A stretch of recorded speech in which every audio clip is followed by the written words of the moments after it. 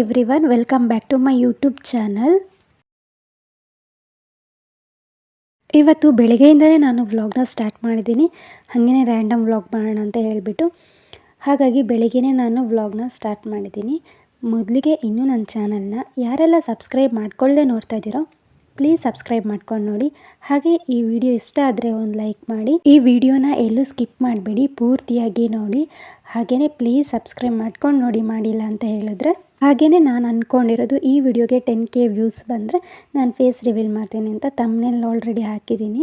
ಹಾಗೆಯೇ ನಾನು 10K views ಬಂದರೆ ಫೇಸ್ ರಿವೀಲ್ ಮಾಡ್ತೀನಿ. ಹಾಗೆಯೇ ನಿಮಗೆ ಯಾವ ಥರ ವ್ಲಾಗ್ಸ್ ಇಷ್ಟ ಆಗುತ್ತೆ ಅಂತಲೂ ಪ್ಲೀಸ್ ಕಮೆಂಟ್ ಮಾಡಿ. ನಾರ್ಮಲ್ ಆಗಿ ಡೈಲಿ ರೂಟೀನ್ ಆಗಿರ್ಬೋದು ಅಥವಾ ಸಪ್ರೇಟ್ ರೆಸಿಪೀಸ್ ಆಗಿರ್ಬೋದು, ಈ ಥರ ಏನಾದರೂ ಬೇಕು ಅಂತ ಹೇಳಿದ್ರೆ ಕಮೆಂಟ್ ಮಾಡಿ.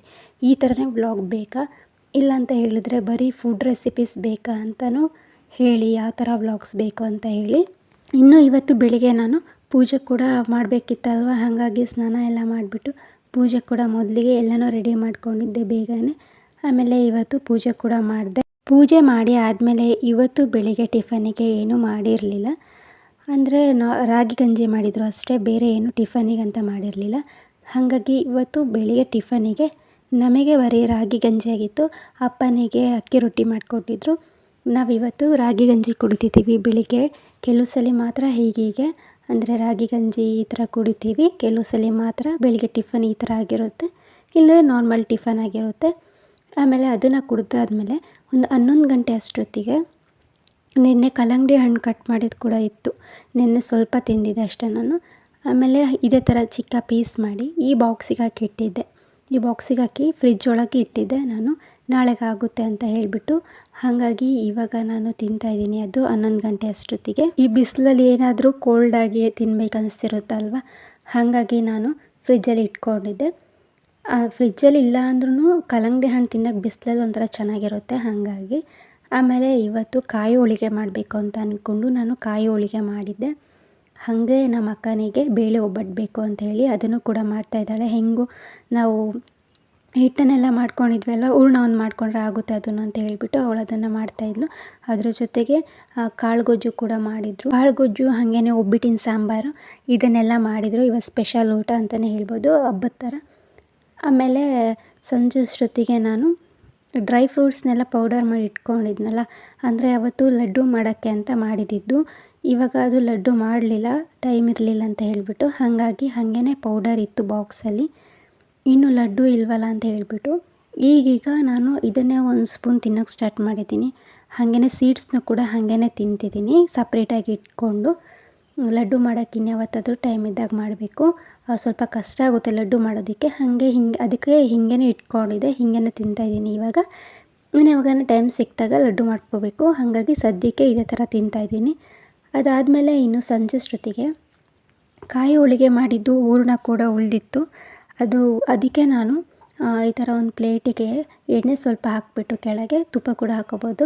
ಆಮೇಲೆ ನಾನು ಹೂರಣ ಉಳಿದಿತ್ತಲ್ವ ಅದನ್ನು ಈ ಥರ ತಟ್ತಾಯಿದ್ದೀನಿ ಒಂದು ಪ್ಲೇಟಿಗೆ. ಅಂದರೆ ಕೊಬ್ಬರಿ ಮಿಠಾಯಿ ಬರುತ್ತಲ್ವ ಆ ಥರ ಇರುತ್ತಲ್ವ ಟೇಸ್ಟು, ಹಾಗಾಗಿ ಈ ಥರ ಮಾಡಿಬಿಟ್ಟು ಆಮೇಲೆ ನಾನು ಡ್ರೈ ಫ್ರೂಟ್ಸ್ ಅಂದರೆ ಗೋಡಂಬಿನ ಹಾಗೆ ಬಾದಾಮಿ ಇದೆರಡನ್ನು ತೊಗೊಂಡಿದ್ದೀನಿ. ಅದನ್ನು ಎರಡನ್ನೂ ನಾನು ಸಣ್ಣದಾಗಿ ಪೀಸ್ ಮಾಡ್ಕೊಂಡಿದ್ದೀನಿ. ಜಾಸ್ತಿ ಸಣ್ಣದಾಗೆ ಮಾಡ್ಕೊಂಡಿದ್ದೀನಿ ನಾನು. ನೋಡಿ ಈ ಥರ ಮಾಡ್ಕೊಂಡಿದ್ದೀನಿ. ಬಾದಾಮಿ ಹಾಗೆ ಗೋಡಂಬಿನ, ಪಿಸ್ತಾ ಕೂಡ ಹಾಕೋಬೋದಿತ್ತು, ನಂಗೆ ಮರ್ತೋಯ್ತು ಅವಾಗ. ಹಾಗಾಗಿ ಇದೆರಡು ಡ್ರೈ ಫ್ರೂಟ್ನ ನಾನು ಈ ಥರ ಕಟ್ ಮಾಡಿ ಇಟ್ಕೊಂಡಿದ್ದೀನಿ ಸಣ್ಣದಾಗಿಯೇ. ಇವಾಗ ನಾನು ಅದನ್ನು ತಟ್ಟಿಟ್ಕೊಂಡಿದ್ನಲ್ವ ಕಾಯಿ ಹೋಳಿಗೆದು, ಇವಾಗ ಅದಕ್ಕೆ ಫುಲ್ ನಾನು ಮೇಲೆ ಹಾಕ್ತಾಯಿದ್ದೀನಿ. ನಾರ್ಮಲಾಗಿ ಹಾಗೆ ತಟ್ಟಿಟ್ಕೊಳ್ಳೋದ್ಕಿಂತ ಈ ಥರ ಸ್ವಲ್ಪ ಡ್ರೈ ಫ್ರೂಟ್ಸ್ ಹಾಕಿದ್ರೆ ಚೆನ್ನಾಗಿರುತ್ತೆ, ಡ್ರೈ ಫ್ರೂಟ್ಸ್ ಕೂಡ ತಿಂದಂಗೆ ಆಗುತ್ತೆ ಅಂತ ಹೇಳ್ಬಿಟ್ಟು ಈ ಥರ ಮಾಡ್ತಾಯಿದ್ದೀನಿ. ಹಾಗಾಗಿ ನಾನು ಆ ಥರ ಮಾಡಿಬಿಟ್ಟು ಡ್ರೈ ಫ್ರೂಟ್ಸ್ನ ಕಟ್ ಮಾಡಿರೋದನ್ನ ನಾನು ಮೇಲೆ ಈ ಥರ ಹಾಕ್ಕೊಳ್ತಾಯಿದ್ದೀನಿ. ಒಂಥರ ಹಲ್ವಾ ಥರನೇ ಆಗಿತ್ತು ಇದು. ನಾರ್ಮಲಾಗಿ ಗೊತ್ತಿರುತ್ತಲ್ವ ನಿಮಗೂ ಕೊಬ್ಬರಿ ಮಿಠಾಯಿ ಹೆಂಗಿರುತ್ತೆ ಅದೇ ಥರ ಟೇಸ್ಟ್ ಇರುತ್ತೆ ಇದು ಕೂಡ. ನೋಡಿ ಈ ಥರ ಮಾಡ್ಕೊಂಬಿಟ್ಟು ಆಮೇಲೆ ನಾನು ಕಟ್ ಮಾಡಿ ಇಟ್ಕೊಂಡಿದ್ದೀನಿ ಪೀಸ್ ಥರ.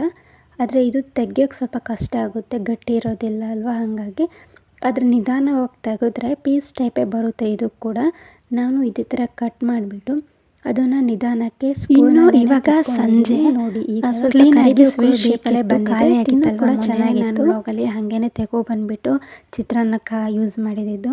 ಹಾಗಾಗಿ ಇವತ್ತು ತೊಗೊಬಂದ್ಬಿಟ್ಟು ಬಾಕ್ಸಲ್ಲಿ ಹಾಕಿ ಇಟ್ಕೊಳ್ಳೋಣ ಫ್ರಿಜ್ಜಲ್ಲಿ ಅಂತ ಹೇಳ್ಬಿಟ್ಟು ತೊಗೊಬರೋಣ ಅಂತ ಇಲ್ಲೇ ಮರ ಇತ್ತಲ್ವ, ಹಾಗಾಗಿ ಇಲ್ಲಿ ಬಂದಿದ್ದೀವಿ. ನೋಡಿ ತೋರಿಸ್ತಾ ಇದ್ದೀನಿ, ಮನೆ ಹತ್ರನೇ ಇದೆ ಇದು ಕೂಡ. ಹಾಗೇನೆ ಇಲ್ಲೇ ಮಾವಿನ ಮರನೂ ಕೂಡ ಇತ್ತು, ಅದನ್ನು ಕೂಡ ತೊಗೊಳ್ತಾ ಇದ್ದೀವಿ. ಚಟ್ನಿಗೆ ಆಗುತ್ತೆ, ಹಂಗೇ ಉಪ್ಪಿನಕಾಯಿ ಥರ ಹಾಕೋಬೋದು ಅಂತ ಹೇಳ್ಬಿಟ್ಟು ಹಾಗಾಗಿ ಎರಡನ್ನೂ ತೊಗೊಬರೋಣ ಅಂತ ಬಂದಿದ್ವಿ. ಇನ್ನು ಇದನ್ನೆಲ್ಲ ತೊಗೊಬಂದ್ಬಿಟ್ಟು ಮನೆಗೆ ಇವಾಗ ನಾನು ಮಾವಿನಕಾಯಿನ ವಾಶ್ ಮಾಡೋ ಅವಶ್ಯಕತೆ ಇರಲಿಲ್ಲ, ಮರದಲ್ಲೇ ಇತ್ತಲ್ವ, ಮನೆ ಹತ್ರನೇ ಮಳೆ ಎಲ್ಲ ಬಂದಿತ್ತು, ಏನಾಗಿರಲಿಲ್ಲ. ಆದರೂ ಒಂದ್ಸಲ ಕ್ಲೀನಾಗಿ ಹಾಗೆ ಒರೆಸ್ಕೊಂಡ್ಬಿಟ್ಟು ಇವಾಗ ಅದನ್ನು ಸಣ್ಣದಾಗೇ ಕಟ್ ಮಾಡ್ಕೊಳ್ತಾ ಇದ್ದೀನಿ. ನಾರ್ಮಲಾಗಿ ಉಪ್ಪಿನಕಾಯಿ ಎಲ್ಲ ಹಾಕ್ತೀವಲ್ಲ, ಸೇಮ್ ಅದೇ ಥರ, ಸ್ವಲ್ಪ ಡಿಫ್ರೆಂಟ್ ಅಷ್ಟೇ.